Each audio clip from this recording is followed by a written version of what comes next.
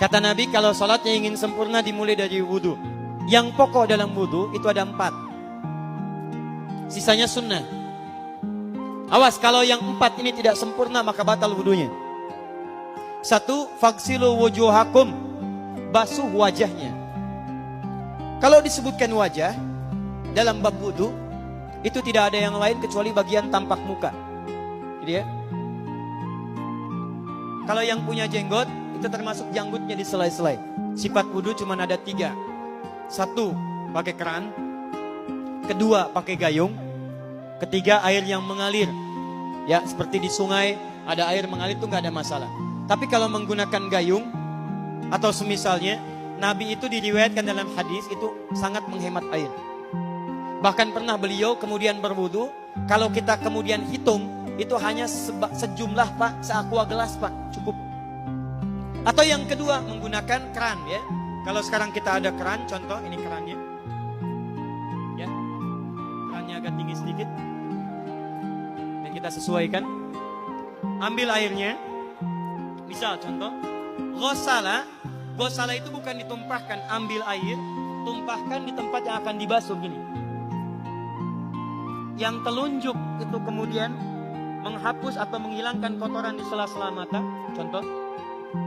Yang jempol menghilangkan kotoran di sela-sela telinga bagian belakang di sini. Ya.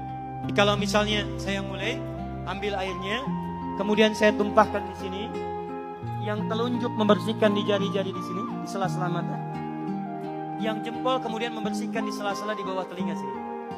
Kemudian di selesai. 1. Tahan sebentar ya, ini praktek dulu sebentar. 2. Wa aidiakum ilal marafiq, ini yang sering keliru. Dan tangan sampai siku, bukan dari siku ke tangan.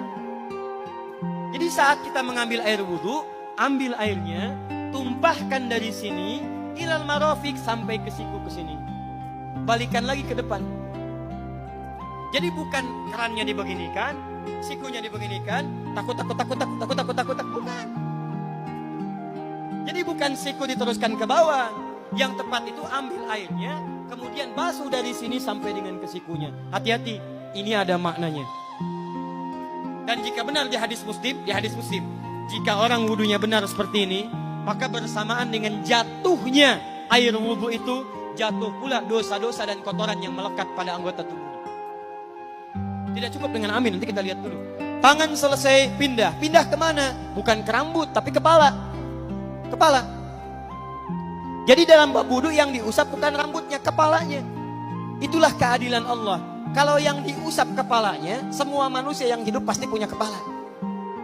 Tapi kalau yang diusap rambutnya, ada ketidakadilan. Karena tidak semua orang punya kepala, punya rambut.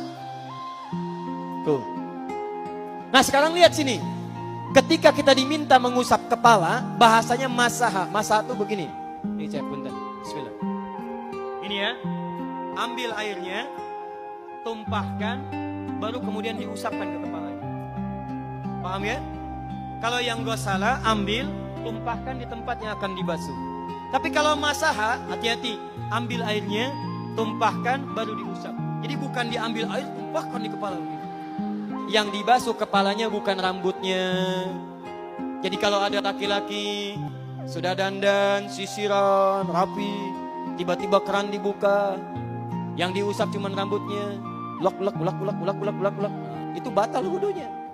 Tidak sah. Terus diulang. Terakhir kaki. Kaki dibasuh sampai dengan bagian mata kakinya, dan ini tidak perlu saya terangkan karena mudah bagi kita untuk mempraktekannya. Tapi yang ingin saya jelaskan satu ini saja. Perhatikan baik-baik.